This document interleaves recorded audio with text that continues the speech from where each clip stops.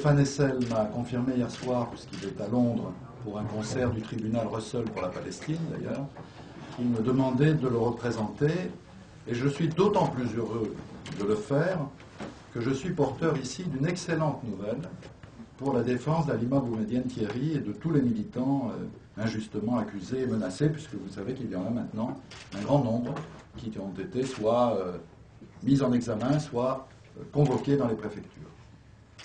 Ce sont tous des militants injustement accusés et menacés par la ministre de la Justice et garde des Sceaux, Michèle Alliot-Marie. Alors l'appel dont Stéphane Hessel a pris l'initiative est que le pôle Palestine, ça c'est les portables, si vous voulez bien les fermer, c'est plus facile.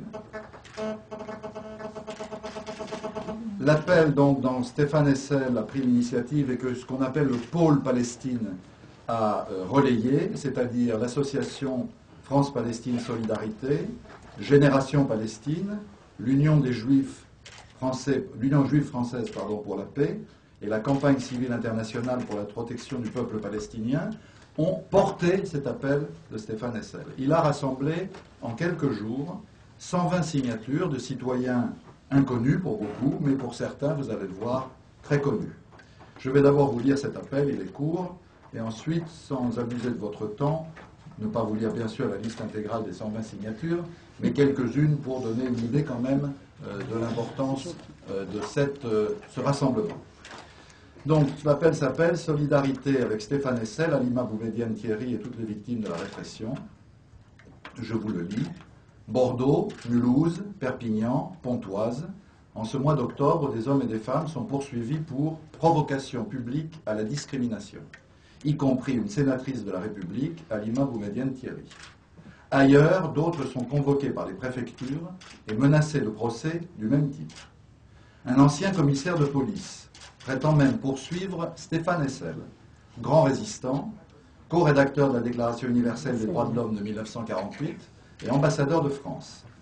Tous, je le souligne, risqueraient, ancien déporté à Buchenwald, bien sûr, il y a tellement de choses à dire sur Stéphane, et de très très belles choses pour tous ceux qui, ici, ont un idéal démocratique.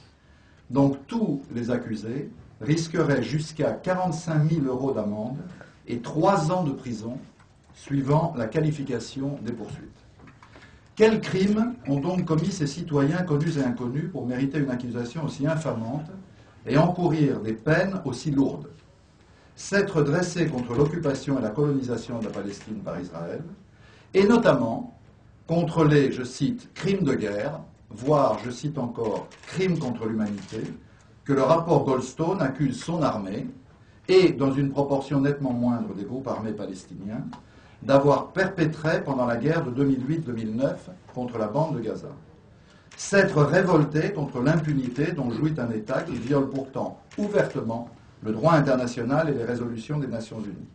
Et avoir décidé de prendre leurs responsabilités comme citoyens en appelant eux-mêmes au boycott, au désinvestissement et aux sanctions contre cette politique condamnée par la grande majorité des opinions françaises, européennes et internationales. Pour présenter contre toute évidence cette action citoyenne comme raciste, il aura fallu que la ministre de la Justice s'abaisse à inventer, en février 2010, un, je cite, boycott des produits cachers, qu'aucun dirigeant, aucun groupe, aucun militant du mouvement de solidarité pour une paix juste et durable au Proche-Orient n'a jamais prôné. Puis que Mme Alliot-Marie exige des parquets qu'ils poursuivent les militants et militantes pour provocation publique à la discrimination. Et celle qui diffame et menace ainsi des innocents appartient à un gouvernement qui, toute honte bue, non seulement stigmatise une communauté entière en raison de son origine ethnique, mais expulse illégalement de la patrie des droits de l'homme, sur cette base, des milliers de ressortissants d'États membres de l'Union européenne.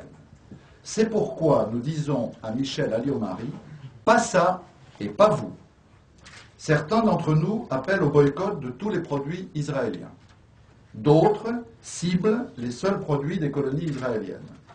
D'autres encore choisissent des formes d'action différentes. Mais nous sommes tous unis pour refuser catégoriquement que les militantes et militants de la campagne internationale boycott, désinvestissement, sanctions, BDS, soient accusés et jugés pour provocation publique à la discrimination, alors qu'au contraire, ils combattent contre toute forme de discrimination, pour le droit de tous les peuples à l'autodétermination, pour l'application à tous les États du droit international et des sanctions prévues lorsqu'ils le bafouent. Tous ensemble, nous exigeons, à la fois au nom du droit international et des libertés, le retrait immédiat des directives envoyées par la ministre de la Justice et son administration au parquet, et la relaxe immédiate de ces innocents. Honneur à celles et ceux qui font leur le combat pour la justice et la paix que les autorités françaises ont trahi.